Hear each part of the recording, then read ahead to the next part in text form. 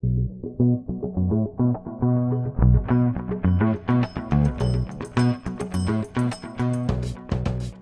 with me today is Dennis Freire from Levitt Link Services, Levitt Group's digital business implementation point.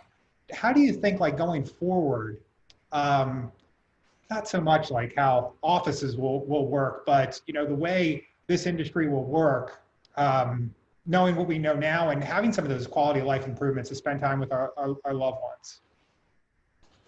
Yeah, that's an interesting thing to think about because on the one hand, I can foresee, I enjoy going to InsurTech Connect. Yep. As an example. That's massive, on the order of 5,000 attendees, and I found it to be very convenient to meet people in one place. Everybody's going to be there, and I'm very, very effective in meeting people, and so I can see this desire, just, hey, I can't wait till we can get to another conference or meeting or setting where we can, in person, conduct business and get to know each other. But I think it would be tempered by just what you said. Do I need to go to all three of those conferences this year, or are there one or two?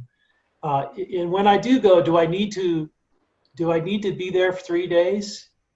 Or can I get it done in a day and a half? I think there will be cause to make different choices because we've had this experience of being, not just the experience of being home with our families more, but the experience of being more effective in our work life while working from home. I mean, sometimes just having that time to yourself to sit and block off the time, focus on it without an interruption. I mean, it's wonderful. You can go from task to task and not have the interruptions that come up sometime in the office. You were talking about InsurTech Connect, and we share a similar sentiment about InsurTech Connect. It's so wonderful to go to one place, meet with so many people, and all your friends are there, and you just have a very effective couple days. One other thing I wanted to get your thoughts on, obviously with all the change that's afoot now, I feel like a lot of companies have put off this digital transformation, and they said, "Oh, it's not yet. It's not here. We'll wait." Now, well, just by virtue of the market conditions and the world we're in, wow, it's now. It's happening. So there's going to be a lot of opportunity on the horizon. I just want to see what some of the opportunities that you see for our industry as a whole, and for those that have already positioned themselves, like, they're going to be much farther ahead. But I would like to get your perspective on the opportunities that are coming. With the shutdowns and the isolations, we really held back on capital spending, and we said, okay, well, let's hold off on some hiring.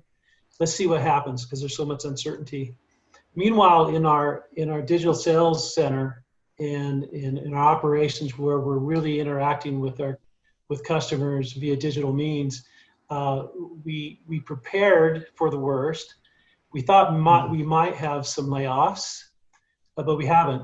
The worst that we've had is we just have deferred some hiring for a couple of weeks, and we've had our best months ever on personal lines insurance sales in the month, during the months of the pandemic shutdowns. Looking ahead, I think that the opportunity for us in our industry is to think in terms of, and this is kind of stealing from Seth Godin's ideas, he has this idea of maximum possible action. Instead of minimum possible or minimum required action, minimal legal requirement, think in terms of what you can do, what's the maximum action you can do. And we've adopted this idea of maximum possible service. And so as I look ahead, I think that those of us who are privileged to serve people in our industry, we can think in terms of what's the maximum possible service we can give now, because there's so much data that we have. When you talk about maximum possible service, obviously you've done an incredible job, getting the data together and being able to visualize it and act on it. But what are some of the key data points that you look at to get out in front of, customers' needs, particularly in turbulent times like now? But how do you structure, that thought process to be serving your clients in the best way possible? if somebody calls in to our service center and they want to know about a current policy A, we should do more than just talk about policy A. We ought to say, well, policy B and C renew in September and November, and see if there's any questions about that. Now, the agent needs to have that information really at the tip of their fingers, right? Sure. And having that information ready and handy has been a little bit of a problem in our industry. Mm-hmm. Having information from the carrier, I mean, the whole idea of having data exchanges with carriers is fascinating to me, and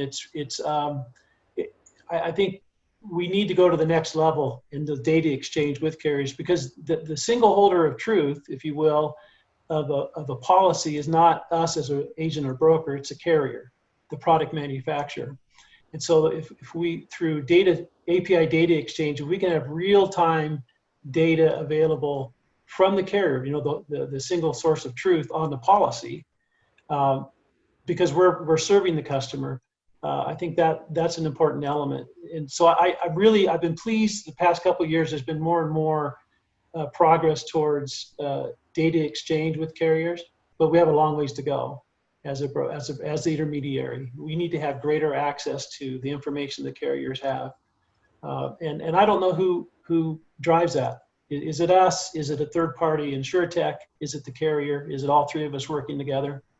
I think it's collaborative, because ultimately, I agree with everything you said. I mean, just that the carriers in the past couple of years have opened up, has allowed Bold Penguin to do some of the great things that we've been able to do with our carrier partners through the APIs and everything.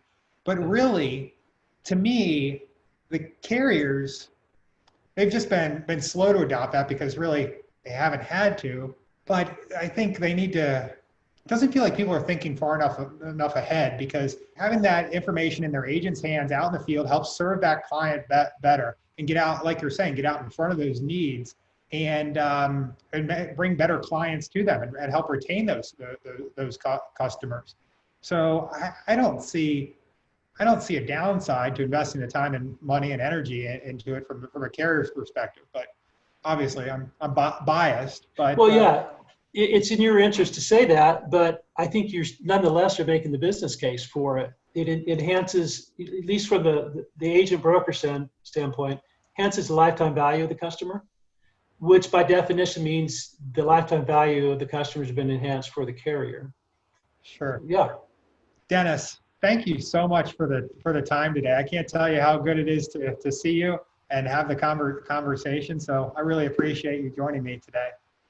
Thank you. Great idea. Congratulations on Bold Penguin's success. Appreciate it. Cool. Okay, we'll see you. Yep.